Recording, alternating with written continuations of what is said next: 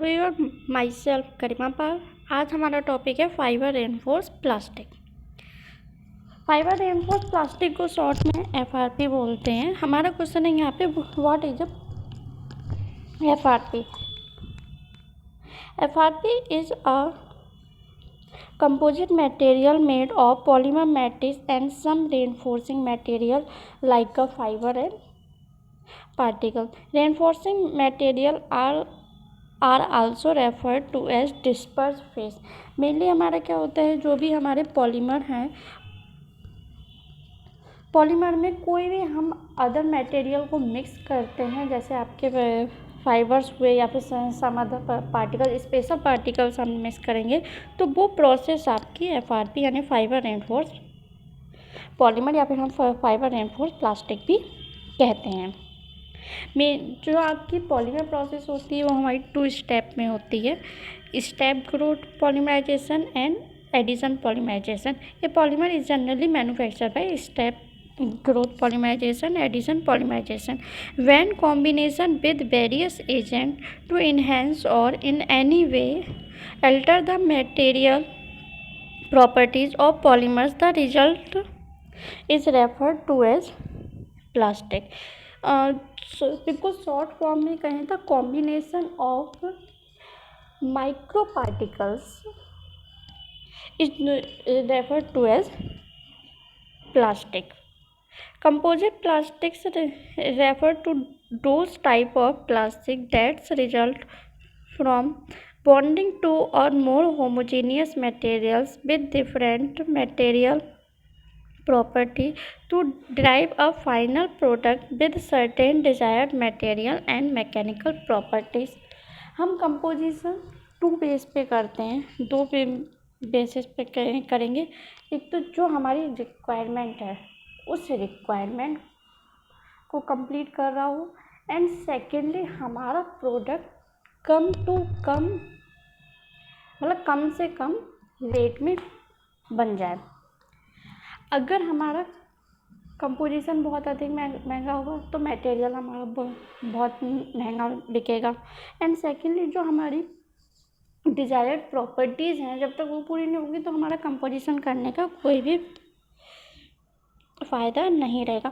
Composite plastic, जो composite plastic है, refer to those type of plastic, उस type of plastic को refer करती है जिसमें बॉन्डिंग होती है टू और मोर होमोजीनियस मटेरियल,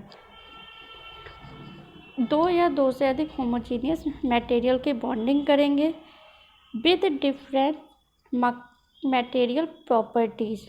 जैसा कि हमको प्रोडक्ट चाहिए, उसके रिक्वायरमेंट है, उसके अकॉर्डिंग हम अलग अलग मटेरियल को मिक्स करते हैं, वो हमारा कंपोजिट प्लास्टिक कहलाता है।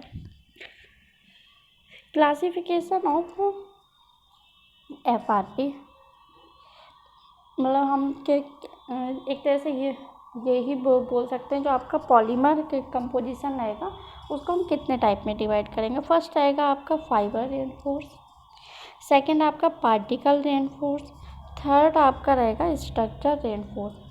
फाइबर रेनफोर्स में हम जो एक्स्ट्रा मटेरियल मिक्स करते हैं कंपोजिशन में, वहाँ हम फाइबर्स का ज़्यादा यूज़ करते हैं। फाइबर्स में आपके cotton fibre, carbon fibre, glass fibre, इस टाइप के फाइबर्स आते हैं। फाइबर्स भी हमारे 2 टाइप के रहते हैं, natural fibre and synthetic fibre.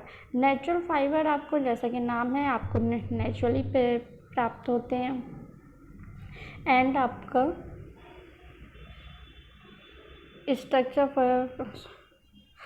Artificial fibre भी बोल सकते हैं। वो हमारा क्या रहता है, जितने भी आपके नेचुरल फाइबर में कुछ केमिकल्स मिला के या फिर कुछ केमिकल्स मिला के हम लेबोरेटरी में जो भी फाइबर्स बनाएंगे वो हमारे सेकेंडरी फाइबर। पार्टिकल रेनफोर्स में हम किसी भी मॉलिक्यूल्स के पार्टिकल को मिक्स करके, अगर हम कंपोजिशन कर रहे हैं पॉलीमर मैट्रिक्स में, हम फाइबर को मिक्स ना करके पार्टिकल को मिक्स करेंगे, तो वो हमारा पार्टिकल रेनफोर्स पॉलीमर के अंतर्गत आएगा।